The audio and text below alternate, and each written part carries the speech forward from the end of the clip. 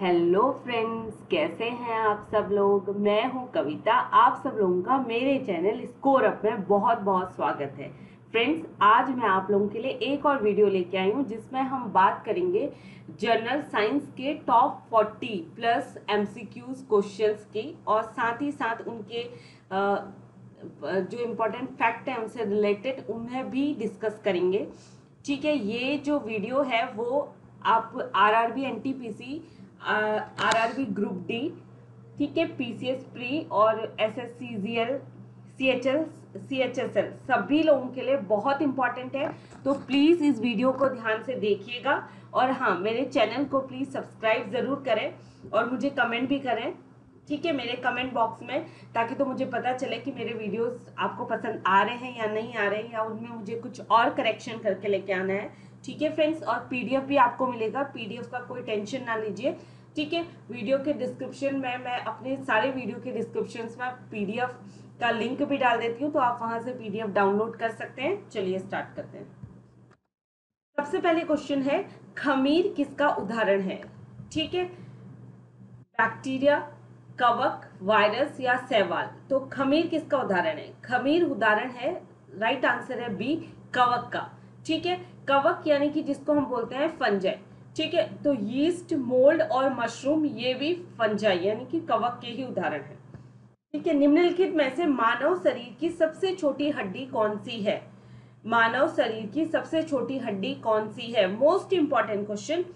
Vomer, stapes, stapes, malleus या incus. तो right answer है स्टेप्स, स्टेप्स सॉरी। ठीक है, बी। थोड़ा इसके बारे में जान लेते हैं। The steps is the lightest bone and the smallest bone in the human body. तो ये जो स्टेप्स करके जो हड्डी है, ये सबसे ज्यादा लाइटेस्ट बोन यानी कि इसका जो वेट है वो सबसे कम है, सबसे हल्की हड्डी और सबसे छोटी है ह्यूमन बॉडी में, और found in the middle of a human ear, यानी कि हमारे जो कान है उसके मिडिल में ये हमें पाई जाती है। ठीक है, और femur is the largest bone in the human body. ठीक है, फीमर जो है वो हमारे ह्यूमन बॉडी की सबसे बड़ी हड्डी है। ठीक है, सबसे बड़ी हड्डी है। तो आपको पता होना चाहिए कि सबसे छोटी हड्डी है स्टेप्स और सबसे बड़ी हड्डी है फीमर। ठीक है फ्रेंड्स, प्लीज वीडियो को एंड तक देखिएगा और मेरे चैनल को सब्सक्राइब जरूर करें। मानव शरीर का तापमान कितना का तापमान सर्दियों में घट जाता है, गर्मियों में बढ़ जाता है। ना तो सर्दियों में घटता है, ना ही गर्मियों में बढ़ता है, सर्दियों में बढ़ जाता है। तो राइट आंसर है सी, ना तो सर्दियों में घटता है और ना ही गर्मियों में बढ़ता है। Because the temperature of the human body neither decrease in the winter, यानी कि ह्यूमन शरीर का जो टेम्परेचर है वो ना तो कम होता है विंटर में और ना ही बढ़ता है समर में यानी कि गर्मियों में। The usual temperature of the human body, एक यूजुअल टेम्परेचर होता है ह्यूमन शरीर का, हमारे शरीर का, जो कि 98.4 डिग्री फ़ारेनहाइट और 37 डिग्री सेल्सियस होता है, और जो कि कंट्रोल किया जाता है हाइपोथैलेमस ऑफ द ब्रेन। ठीक है, यानी कि हमारा मनुष्य के शरीर का तापमान कंट्रोल किया जाता है हाइपोथैलेमस के द्वारा। ये पोर्शन ब्रेन का एक हिस्सा है। हाइपोथैलेमस क्या है, ब्रेन का हिस्सा है। तो मोस्ट इंपॉर्टेंट चीज मैंने आपको बताई है कि क्वेश्चन पूछा जा सकता है कि मानव शरीर का तापमान किसके द्वारा कंट्रोल किया जाता है। तो आप क्या बताएंगे कि कंट्रोल किया जाता है हाइपोथैलेमस इन द ब्रेन, और इसका बॉडी टेम्परेचर जो होता है वो 98.4 डिग्री फ़ारेनहाइट और 37 डिग्री सेल्सियस होता है। ठीक है, वो हमेशा यूजुअल एक जैसा रहता है, ना तो सर्दियों में कम होने वाला है, ना ही गर्मियों में बढ़ने वाला है। मेंडल का आनुवंशिक का सिद्धांत किस पर आधारित है। वनस्पति प्रजनन, अलैंगिक प्रजनन, लैंगिक जनन या उपरोक्त में से सभी। तो राइट आंसर है सी, लैंगिक जनन पे। ठीक है, नेक्स्ट है, विटामिन क्या है। कार्बनिक यौगिक है, अकार्बनिक यौगिक है, जीवित जीव है, या इनमें से कोई नहीं। तो राइट आंसर है ए, इट्स अ कार्बनिक यौगिक। कार्बनिक यौगिक यानी कि उस यौगिक को विटामिन कहा जाता है जो शरीर द्वारा पर्याप्त मात्रा में स्वयं उत्पन्न नहीं किया जा सकता, यानी कि हमारा शरीर पर्याप्त तौर पर अपने आप इन चीजों को उत्पन्न नहीं किया कर सकता। इसके लिए हमें क्या होता है कि भोजन के रूप में हमें इन्हें लेना आवश्यक होता है, तो इन्हें इसीलिए इन्हें कार्बनिक यौगिक कहा जाता है। ठीक है, अग्नाशय खराब होने पर क्या होगा। अग्नाशय यानी कि पैंक्रियाज, पाचन ठीक से नहीं होगा, इंसुलिन और ग्लूकागन नहीं बनते हैं, रक्त बनना बंद हो जाएगा या रक्तचाप बढ़ जाएगा। ठीक है, तो राइट आंसर होगा बी, इंसुलिन और ग्लूकागन नहीं बनते हैं। क्यों? क्योंकि the pancreas is the mixed gland which secrete the digestive enzymes, यानी कि जो पैंक्रियास, जो अग्नाशय है, वो एक मिक्स्ड ग्लैंड है, ठीक है, ग्रंथि है, जो क्या करती है कि सिक्रीट करती है, प्रवाह करती है डाइजेस्टिव एंजाइम्स का, यानी कि वो एंजाइम्स जो कि आपके पेट में जो खाना फूड लेते हैं उनको डाइजेस्ट करते हैं। ठीक है, and the beta cell of the islet of Langerhans secrete insulin. The most important चीज मैंने यहाँ पे आपको बताने की कोशिश की है कि जो इंसुलिन हार्मोन है वो कहाँ से सिक्रीट होता है, वो होता है beta cell of islet of Langerhans से। ठीक है, और जो अल्फा सेल्स होती हैं वो क्या करती हैं, सिक्रीट करती हैं ग्लूकागन। ठीक है, ये वाला हार्मोन अल्फा सेल से सिक्रीट होता है और इंसुलिन हार्मोन आपके beta cell of islets of Langerhans से सिक्रीट होता है। ठीक है, एंड डेल्टा सेल सिक्रीट, और जो डेल्टा सेल्स होती हैं वो क्या करती हैं कि वो सिक्रीट करती हैं सोमेटोस्टेटिन हार्मोन्स को। ठीक है, अगर आपका पैंक्रियास डिफेक्टिव हो जाता है किसी भी रीजन से, तो इससे क्या होगा, ये चीज आपके इंसुलिन और ग्लूकोगन के ठीक है सिक्रेशन को इफेक्ट करती है बहुत ही बुरे तरीके से। ठीक है, तो इसमें आपके 3-4 क्वेश्चन बन चुके हैं।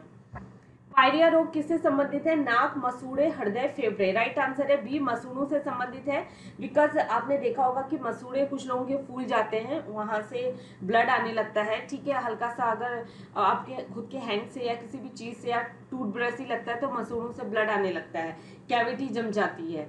ठीक है ना, मसूड़े, दांतों की जड़ें काली काली सी पड़ जाती हैं, तो ये सारे पायरिया के लक्षण हैं।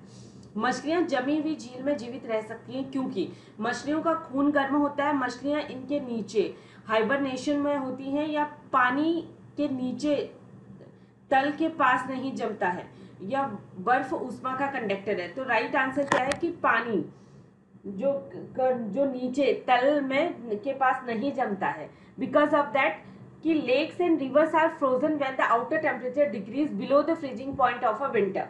ठीक है, जो भी लेक्स हैं यानी कि झील से नदियां हैं वो तब जमती हैं जब बाहर का टेम्परेचर कम हो जाता है फ्रीजिंग पॉइंट ऑफ विंटर, यानी कि ठंडियों के में जो एक फ्रीजिंग पॉइंट होता है, सपोज 2 डिग्री सेल्सियस में सब कुछ जम जाएगा या 3 डिग्री सेल्सियस में जम जाएगा या 0 डिग्री सेल्सियस में जम जाएगा, तो वो जो फ्रीजिंग पॉइंट होता है विंटर में, जब उससे नीचे चला जाता है आउटर टेम्परेचर, तो क्या होता है कि लेक्स और रिवर्स के ऊपर की जो लेयर्स होती है वो क्या हो जाती है, जम जाती है। लेकिन जो पानी जो होता है कि water remain in a liquid below the upper layer, लेकिन जो ऊपर की लेयर जो कि फ्रोजन हो जाती है यानी कि जम जाती है, लेकिन उसके नीचे का जो वाटर होता है वो लिक्विड फॉर्म में ही रहता है, जिसकी वजह से जो भी फिश है, मछलियां हैं या दूसरे एक्वेटिक क्रिएचर्स हैं और जो जीव जंतु हैं वो सरवाइव कर सकते हैं एक जमी हुई लेक या जमी हुई नदी में भी।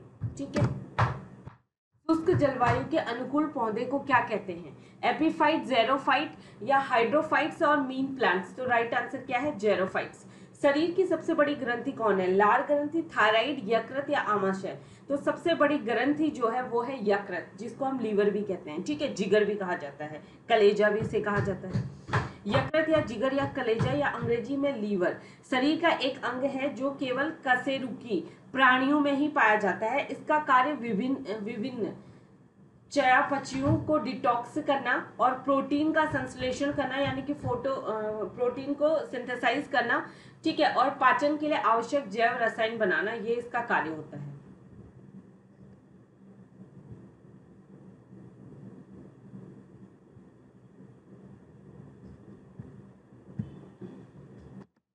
नेक्स्ट है, मनुष्य में मादा जनन अंग से किस हार्मोन का स्त्राव होता है, एस्ट्रोजन, प्रोजेस्टेरॉन, रिलैक्सिन या सभी कथन सत्य हैं। तो राइट आंसर है सी, रिलैक्सिन। ठीक है, मनुष्य में ऐच्छिक गतियों का नियंत्रण किसके द्वारा होता है, ऐच्छिक गतियां यानी कि जो आपकी इच्छा से चलती हैं, आप जिसे करने के इच्छुक होते हैं, सेरिब्रम, थायराइड, सेरिबेलम, इनमें से कोई नहीं। तो राइट आंसर है ए, सेरिब्रम। ठीक है, सेरिब्रम क्या है कि इसे कहा जाता है ये एक संतुलन का आधार है, लेकिन यह मस्तिष्क का एक महत्वपूर्ण हिस्सा भी है। ये हमारे ब्रेन का एक पार्ट है और ये क्या करता है कि बैलेंस करता है। ठीक है, हमारे शरीर में एक संतुलन प्रोवाइड करवाता है, एक बैलेंस करता है। ये क्या करता है कि संतुलन, गति, समन्वय को नियंत्रित करता है।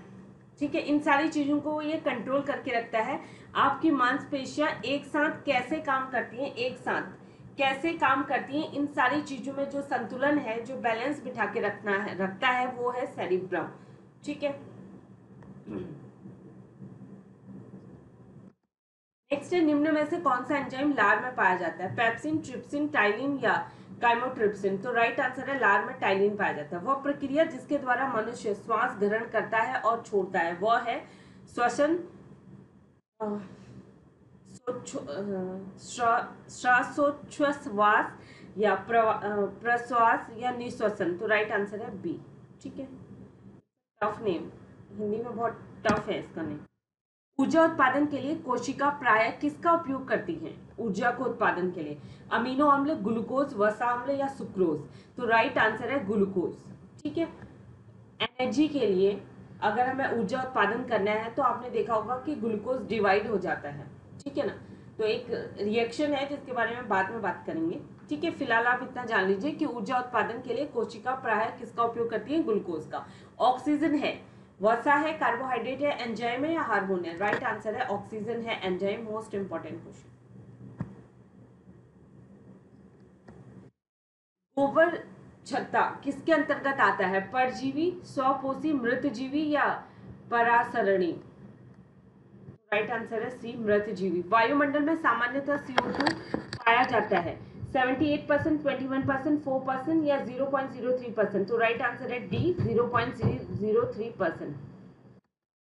छाया में पनपने वाले पौधों को क्या कहते हैं? हेलियोफाइट्स, थियोफाइट्स या सियोकाइट्स या इनमें से कोई नहीं? तो राइट आंसर है सियोकाइट्स, सी।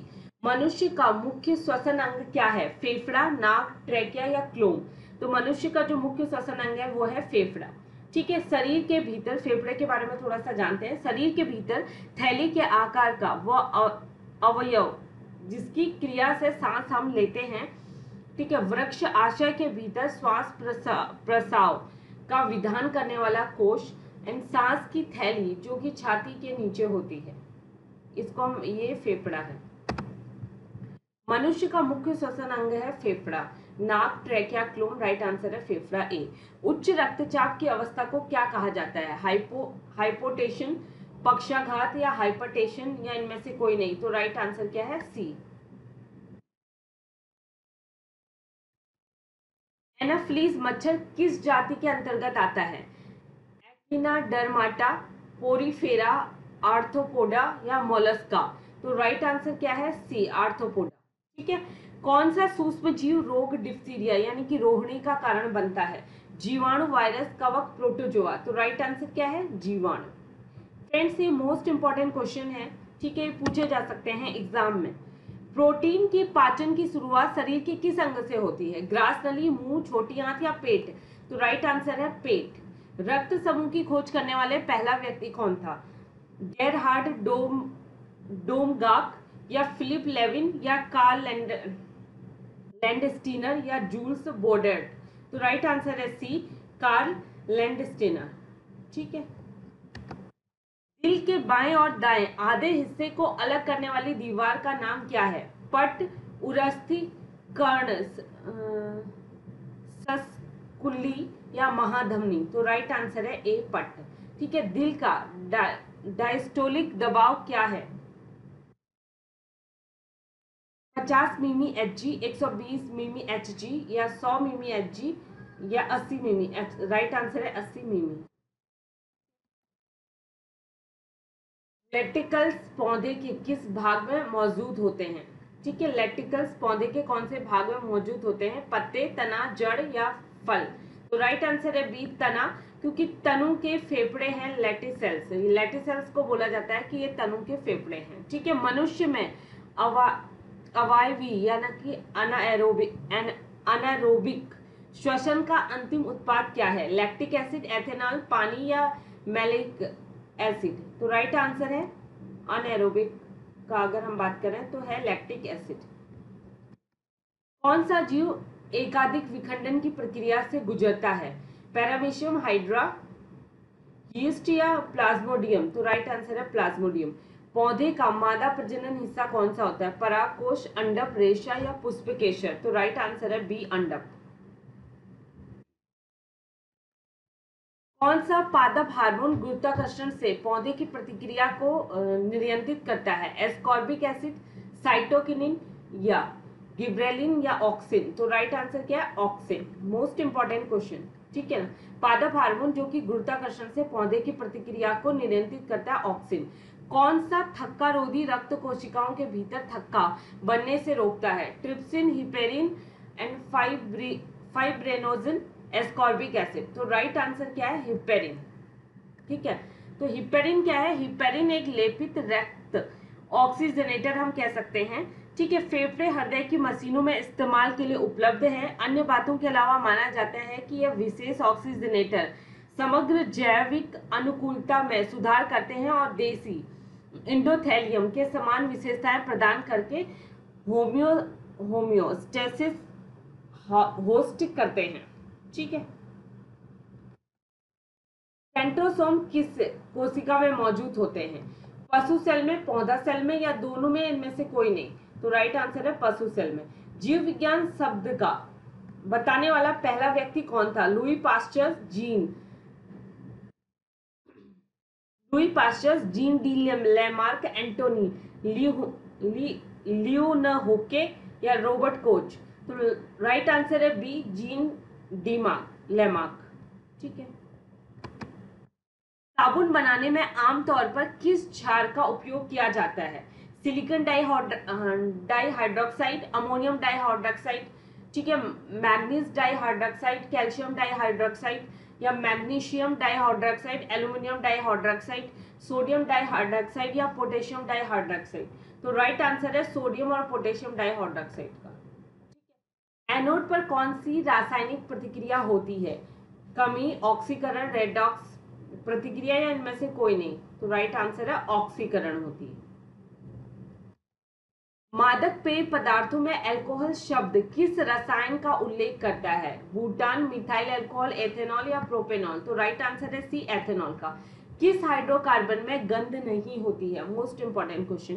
कौन सा ऐसा हाइड्रोकार्बन है जिसमें गंध नहीं होती है? सुगंधित हाइड्रोकार्बन, एलिफेटिक हाइड्रोकार्बन, बेंजीन या एरेनेस? तो राइट आंसर है बी, एलिफेटिक हाइड्रोकार्बन। यानी कि माना जाता है कि हाइड्रोकार्बन गैस कोयले क्षेत्र, पेट्रोलियम तेल क्षेत्र और प्राकृतिक गैस तल के ऊपरी भाग पर इकट्ठा होता है और हाइड्रोकार्बन हाइड्रोजन और कार्बन के परमाणुओं से मिलकर बने होते हैं। इनका मुख्य स्रोत क्या है? भूतल, ठीक है। प्राकृतिक गैस में भी केवल हाइड्रोकार्बन ही पाए जाते हैं। प्रकृति में कितने मौलिक बल हैं? प्रकृति में 4 मौलिक बल हैं, 3 है, 5 है या 2 है? राइट आंसर है 4, जिसमें गुरुत्वीय और विद्युतीय चुंबकीय बल से साधारणतः हम परिचित हैं, पर 2 नए बल, सशक्त बल और दुर्बल बल का परिचय नाभिकीय स्तर पर होता है। जब 2 प्रोटॉन एक दूसरे के संपर्क में आते हैं तो वो प्रकृति के सभी 4 बलों का अनुभव करते हैं, ठीक है।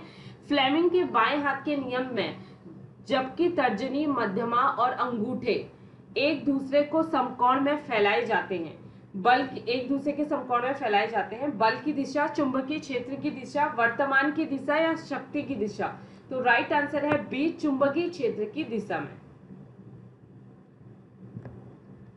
फ्रेंड्स, आज के लिए बस इतना ही है। ये वीडियो आपके एग्जाम के पॉइंट ऑफ व्यू से बहुत इंपॉर्टेंट है, ठीक है। जहाँ पे general science as a subject आता है, जैसे आरआरबी, एनटीपीसी और ग्रुप डी में, आरआरबी ग्रुप डी में, जिसमें जनरल साइंस के क्वेश्चंस पूछे जाते हैं, तो मोस्ट इंपॉर्टेंट है। इस वीडियो को पूरा देखिएगा और प्लीज मेरे चैनल को लाइक कीजिए, शेयर कीजिए और सब्सक्राइब जरूर करें। And stay home, stay safe, good luck, bye bye, thank you.